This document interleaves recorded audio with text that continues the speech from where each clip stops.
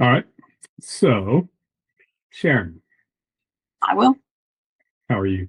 I'm good. I thought it'd be good getting us on a call because one of the things we've been getting some contact about from people that have seen some of our content about political quotient and dealing with office politics and that sort of stuff that we've been posting about lately. They've been asking about, but if you do that stuff, doesn't it make you a jerk? So I thought it would be good to get us on a call, record the call, and let's talk about how to do this without being a jerk. Because I think or actually it was insert rude word here instead of jerk. I'm paraphrasing, but I think the last thing that you or I would ever want to do is suggest that people do things in the workplace or otherwise that make them a jerk. 100% right. And I think that's one of the key things to realize about the whole dynamic of office politics. It's all about you being your best self.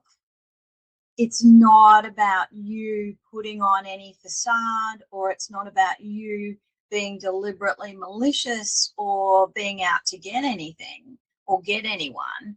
It's all about you just being yourself and your authentic self.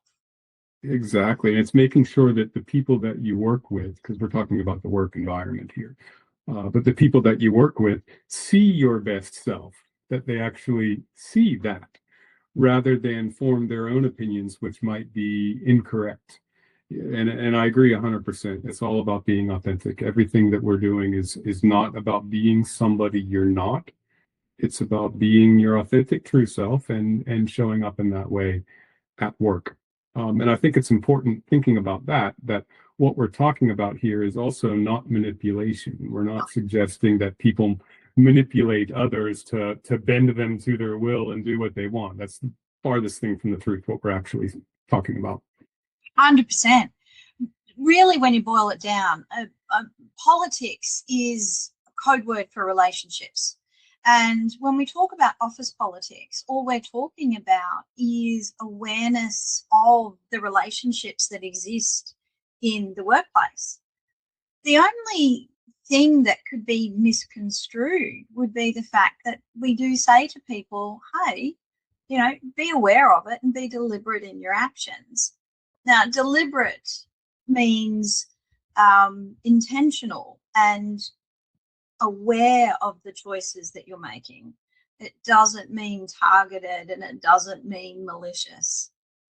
Yeah, exactly. And it's what exactly what you said, but these relationships exist regardless of whether you're aware about them or not, or paying attention to them, or working on them with intent. They exist no matter what. So all we're talking about is to be aware, pay attention, be aware of what the relationships are that you're in, or relationships between other people around the workplace, and basically take a systems thinking view to what that landscape is so that you can operate within it. Now, the tricky thing, and this is the really tricky thing, never I've been thinking about this, is one of the other things that's also very important is that uh, to successfully navigate these relationships, you have to take ego off the table most of the time. Sometimes. I'm not going to suggest that we all lose our ego entirely, but you have to take that ego off the table mainly whenever it comes to winning. You don't win at all cost. Sometimes you have to say, nah, I see this point, and that's okay. That doesn't mean you're losing at office politics or have a low political quotient. That's part of being authentic about how we play this game. 100%. And we talk a lot about being self-aware, and that doesn't mean that you are aiming to dominate every room that you walk into. It doesn't mean that it's all about you from everyone else's perspective. You're the only one in this environment that you can control. And that's why self-awareness is so important. But divorcing outcome from ego is vital. If you're playing the ego game, if anyone's playing the ego game, it's not going to go well. No. You make And the wrong decisions all the time. yeah, well, what is important though is that, it's whenever we say it's not winning at all costs, you do have to be aware. Everybody needs to be aware of what are the things that you're willing to die in the ditch for.